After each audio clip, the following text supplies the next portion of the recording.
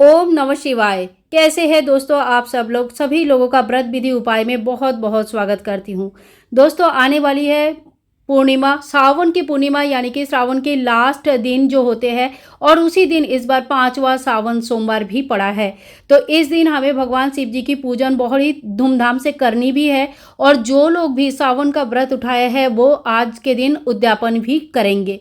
बिना उद्यापन का कोई भी व्रत संपूर्ण नहीं माना जाता है। तो जिन्होंने पूरा सावन के व्रत रखा है, जिन्होंने केवल मात्र सावन सोमवार का व्रत रखा है, वो सभी इस दिन उद्यापन करेंगे। राखी पूर्णिमा, रास पूर्णिमा या सावन सोमवार के दिन। ठीक है, ये डेट कौन सा है? 19 तारीख को ये डेट आ रही है और तीनों त्यौहार सारे एक साथ ही आ रहा है। तो आज की वीडियो में हम देख लेंगे। तो देखिए पूजा कैसे करेंगे। तो इतने दिन तक, इतने सोमवार तक आप लोग आपने जिस तरह से भी पूजन किया है बिल्कुल उसी तरह से आपको पूजन करनी है। अगर आपने मिट्टी की शिवलिंग बनाकर पूजन किया है तो आपको आज भी मिट्टी की शिवलिंग बनाकर ही पूजन करनी है। मंदिर में जाकर पूजन किया है, घर पर शिवलिंग का पूजन किया है तो आप बिल्कुल वही प्रोसेस से पूजन करेंगे। भगवान शिव जी को इस दिन विशेष अभिषेक करवाया जाता है। तो आप देखिए कच्चा दूध, गन्ने का रस, गंगा जल, इत्र इत्यादि से भगवान शिव जी की अभिषेक कर सकते हैं। चंदन इस दिन भगवान शिव जी को जरूर चढ़ाया जाता है, भस्म चढ़ाया जाता है, आबीर, गुलाल और अभ्रक इत्यादि चढ़ा सकते हैं। भगवान शिव जी को इस दिन आप जो भी उनको प्रिय वस्तुएं होते हैं जैसे बेलपत्र, समी के पत्र, धतूरा, धतूरा के फूल, आंकड़े के फूल, फल और इत्यादि जो भी उनके प्रिय वस्तुएं हैं, आपको जितना मिल पाता है उनकी व्यवस्था 1-2 दिन पहले ही आप कर लीजिएगा। और आज उद्यापन के दिन वो सारे सामान आप बहुत जरूरी है कि भगवान शिव जी के ऊपर जरूर चढ़ाइए। अगर आपने पूरे महीने की पूजन मंदिर में किया है तो आपको इसी तरह से पूजन मंदिर में जाकर करनी है।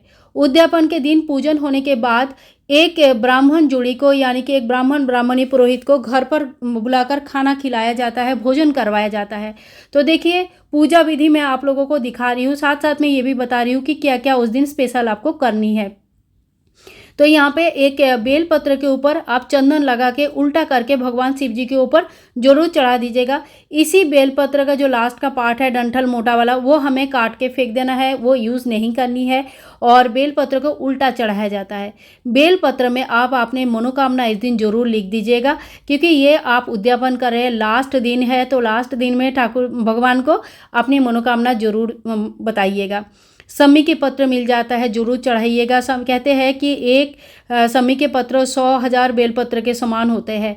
और फिर भगवान शिव जी को कलावा स्वरूप वस्त्र चढ़ाइए। इसके बाद आप जनेऊ चढ़ाइए और इस तरह से भगवान शिव जी की पूजन कर लीजिएगा।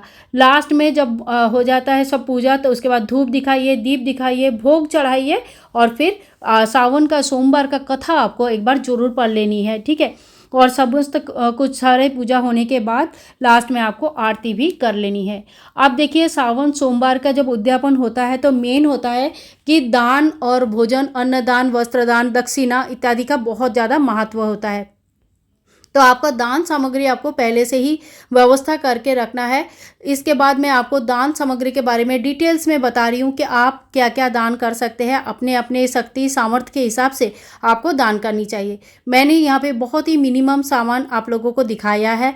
आप इनमें से कितने भी सामान जोड़ सकते हैं, अपने अपने सामर्थ्य के हिसाब से कितने भी सामान का दान आप कर सकते हैं। और एक बात है कि व्रत कथा का बारे में आप लोग पूछते हो तो देखो व्रत कथा ऐसी है, आपको जब भी समय मिले, चाहे प्रदोष काल में शाम को समय मिल रहा है या सुबह समय मिल रहा है, आपको पढ़ना जरूर है या कहीं से सुनना जरूर है। कहते हैं कि जैसे उद्यापन के बिना कोई भी पूजा संपूर्ण नहीं होता है, वैसे ही व्रत कथा के बिना कोई भी पूजा संपूर्ण नहीं होती है। इसीलिए व्रत कथा हमें जरूर पढ़नी चाहिए। ठीक है, तो व्रत कथा का जो बुक है इनको भी आप पूजन कर सकते हैं, टीका लगा के, फूल चढ़ा के, धूप दीप दिखा के पूजन कर सकते हैं। तो चलिए अब हम देख लेते हैं कि उद्यापन के समय हमें कौन सी सामग्री की आवश्यकता पड़ेगी। उद्यापन आप पंडित जी को घर पर बुला के हवन आदि करके कंप्लीट कर सकते हैं, बहुत ही अच्छा माना जाता है। या खुद भी घर पर इस तरह से पूजन करने के बाद दान सामग्री जरूर निकाल लीजिएगा और दान सामग्री दान करके अपने उद्यापन विधि कंप्लीट कर सकते हैं। तो चलिए देख लेते हैं क्या क्या सामग्री है। तो इस तरह से आप भगवान शिव जी की पहले पूजा कर लीजिएगा। घर पर या मंदिर पर जहाँ पर भी पूजा कर रहे हैं उस तरह से आप पूजन कर लीजिएगा। पूजन होने के बाद हमें दान सामग्री निकालना होता है। तो दान सामग्री निकालना ही सबसे जरूरी होती है कोई भी व्रत के उद्यापन के समय। तो दान सामग्री देखिए, इस बार का जो है सावन सोमवार का उद्यापन और सावन का पूरे महीने के उद्यापन एक ही दिन में किया जाएगा, पूर्णिमा के दिन, क्योंकि इस दिन पूर्णिमा भी है और लास्ट सावन सोमवार भी है। तो आपको एक ही दिन में उद्यापन करनी है, ठीक है। तो उद्यापन करने के लिए देखो पंडित जी और पंडिताएं को घर पर बुलाकर खाना खिलाया जाता है। अगर संभव है तो आप एक जोड़ी मतलब 2 जन पंडित पंडिताई को घर पर बुलाए, खाना खिलाए अच्छी तरह से, फिर उनकी सेवा आरती करके उनको दान दक्षिणा दे के फिर विदाई करें खुशी खुशी, ठीक है। ये एक उपाय होती है। और दूसरा, अगर कोई ऐसा नहीं मिलता है तो आपको ये सारी सामग्री मैं बता देती हूँ, ये सामग्री का व्यवस्था कर लेनी है और किसी भी मंदिर में पंडित जी को आप ये सारी सामग्री दान कर सकते हैं।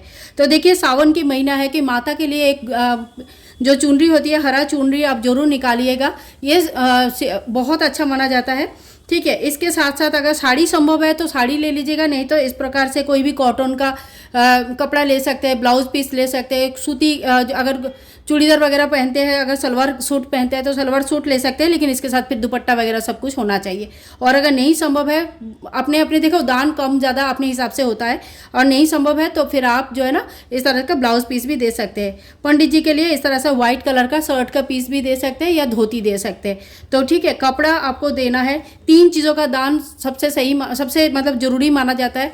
एक है अन्न, वस्त्र और जो दक्षिणा, इन 3 चीज़ों का दान आपको जरूर करनी चाहिए। तो सबसे पहले ये मैंने वस्त्र आपको दिखा दिया, ठीक है। वस्त्र के साथ साथ जो भी आप दान करेंगे उसमें थोड़ी सी दक्षिणा जितनी आपके सामर्थ्य है, अगर 1001 रुपया देने की सामर्थ्य है तो उतना ही दीजिए, 11 रुपया देने की सामर्थ्य है तो उतना ही दीजिए, लेकिन थोड़ी बहुत दक्षिणा आपको जरूर चढ़ानी है। इसके बाद देखिए, आपको खाने का अगर घर पर बुला के खाना खिला रहे हैं तो बहुत अच्छा है, लेकिन अगर संभव नहीं है घर पर बुलाकर खाना खिलाना तो आप इस तरह से चावल, फल, थोड़ा सब्जी वगैरह ये सारे मिलाकर आप इस तरह से सीधा निकाल सकते हैं, यानी कि जो कच्चा खाना है वो निकाल सकते हैं, थैली में भर के पंडित जी को दे के आ सकते हैं, मंदिर में रख के आ सकते हैं, पंडित जी को भी दे के आना, मतलब किसी के हाथ में देना, किसी के घर पे जाके देना या किसी के पंडित जी को देना ज़्यादा अच्छा माना जाता है।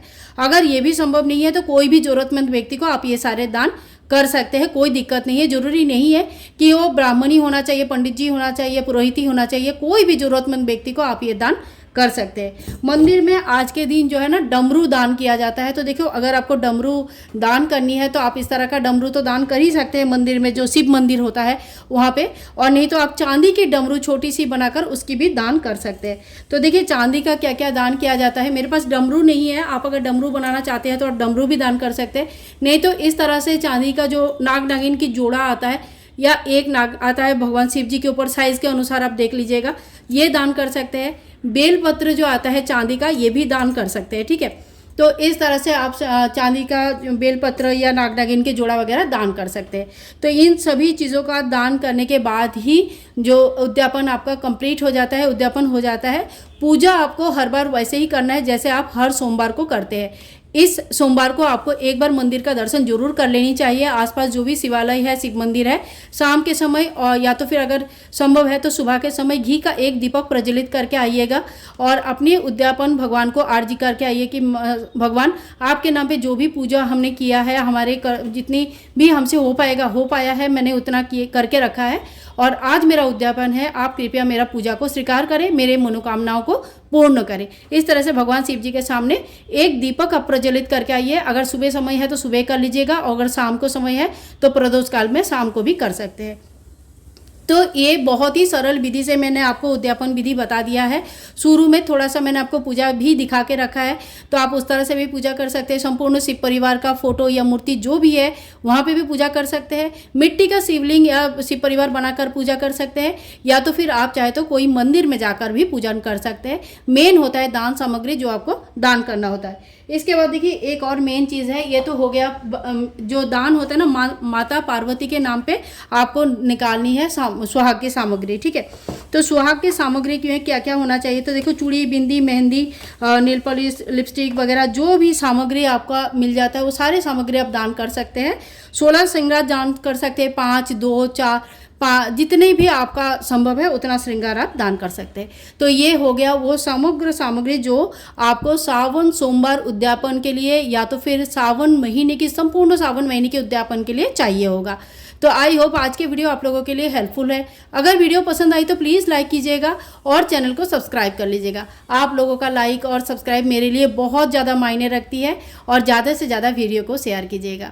देखने के लिए बहुत बहुत शुक्रिया। मिलेंगे फिर एक नया वीडियो में, तब तक के लिए हरे कृष्णा, राधे राधे, ओम नमः शिवाय।